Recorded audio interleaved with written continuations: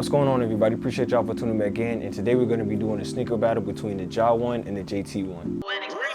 Run it. I can't take no loss. I don't even know what it costs. I hit the ground then it go off. Yeah, hit the ground then it go off. Yeah, I can't take no loss. I don't even know what it costs. Yeah, I hit the ground then it go off. Yeah, hit the ground then it go off. Yeah, run it. So getting into it without wasting any time for you guys, we're going to be talking about the categories of the size, pricing, style, cushion, support, and traction. So starting us off, we're talking about the sizing. And the sizing, I would say they're both pretty much equal. The Ja 1's being tailored toward more is like wide footers. So if you're a wide footer and standard feet, you guys can go your true to size. I don't really think you need to go up half a size, as the shoe is nice and tight, but it is nice and snug as well. And you do have a good amount of toe room, so I would tell you guys you can stay in true to size in the Ja 1's. Now the JT1's, if you have standard feet like me, you guys can go your true to size because there is a good amount of toe room. But if you are wide feet, you need that little bit of extra space, I would then tell you guys go up half a size. And the pricing for the Ja 1 is going to be $110, and that's the one I'm really going to edge out the most because that's a perfect price for the first time signature athlete shoe. You can't beat that. It's not too high, it's not too low, it's just perfect. While the JT1, I feel like is not worth $120. I feel like it should be $10 down just because of how the shoe is built. Obviously, I'm gonna tell you guys how I feel about it throughout the rest of the video, but I just feel like JT1s should be like around that 110, just like the Ja's. Also, I want to tell you guys too, if you guys do not have the Ja 1s, they always come out at around 10 a.m. on Nike, on Dick's Sporting Goods, on Champs. So if you guys find a colorway that you like, be up by 10 a.m. because these shoes sell like hotcakes and they're gonna be gone just like that. And I want everybody to experience what I've been talking about. But yes, Ja 1's 110, JT1's 120. Moving on to the style of the Ja 1 and the JT1, and this is pretty much easy for me. I'm gonna give this category to the Ja 1. I love the colorway. I love how the light colors mix together. I think his shoe has a little bit more personality traits in it as well.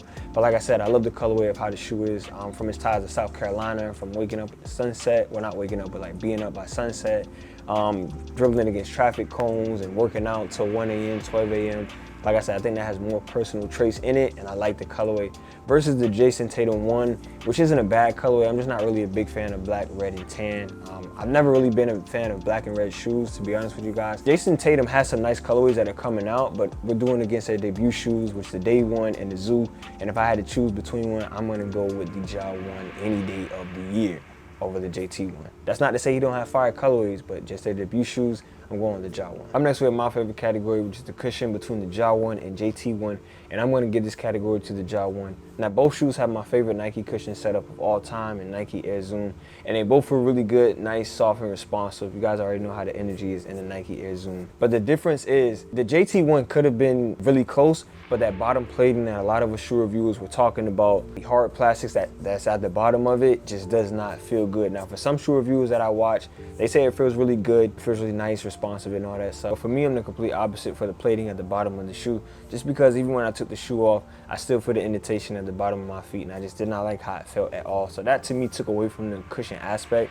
The cushion is still good, but that, like I said, that plastic plating at the bottom just killed it for me, while the Ja's was really, really, really good. And a lot of people sleeping on the cushion of these Ja's. Responsive energy, impact force protection, how soft it feels. You do feel a little bit more bouncy, I ain't gonna lie. I be dunking this stuff in these shoes. I'm just trying to tell you guys, the cushion aspect, I would go to Ja's over the JT1s just because of that plastic plating. Moving on to the support, and this would be the closest category between the Ja 1s and JT1s, but I'm gonna give this category to the Ja 1s because I don't know if you guys like I seen in my video, this shoe is nice and tight, but the padding that's around the ankle bone and Achilles heel is fantastic, and it does hold up against that ankle very, very good. You guys can find yourself making Euro steps, spin moves, moving laterally, all confidence. Anything you do in that court, you guys are gonna feel confident in the Ja 1s. That's why I love it so much. Versus the support in the JT1s, not much padding around the ankle bone and Achilles heel. There's some, but it's not that much. Where the shoe really strives at is hugging around that ankle. I think it hugs around the ankle a lot better than the Ja 1s.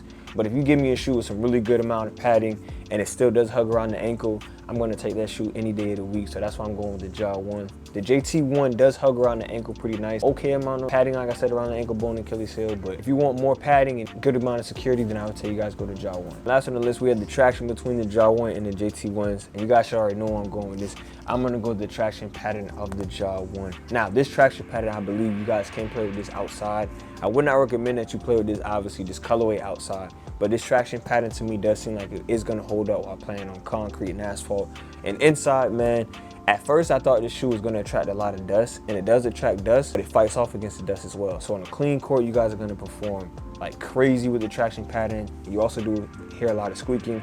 On a dusty court, you guys are gonna perform solid as well. Now, if your court is very, very dusty, I would not recommend that you use those shoes because I think they may slide out. But regardless of that, the traction pattern on the jaw ones is amazing. And the JT ones, now, the JT ones you do stop because they're made of a foam outsole. You do stop on a dime, but my only issue with foam cushions, I mean not foam cushion, foam outsoles is these are my PG5s. These are my favorite shoes, I think in like 2021. The only issue I have with foam outsoles is just like the Curry is, as you guys can see, that they weather away very fast, like very fast. So I give it like 5 to 8 months inside of the JT ones before you got to get another one. And if you play outside, good luck, it's gonna run away even quicker. But that's my only issue with foam outsoles. They do stop on a dime and they are very good on the court. But like the traction pattern in the JT ones, I did feel really good. Stopped on a dime, they fought against dust. The only issue is that they're starting to weather away, so I'm not trying to buy another pair of shoes. I'm trying to have that last for at least as long as I can. But regardless of that, I'm gonna give the category to the jaw ones.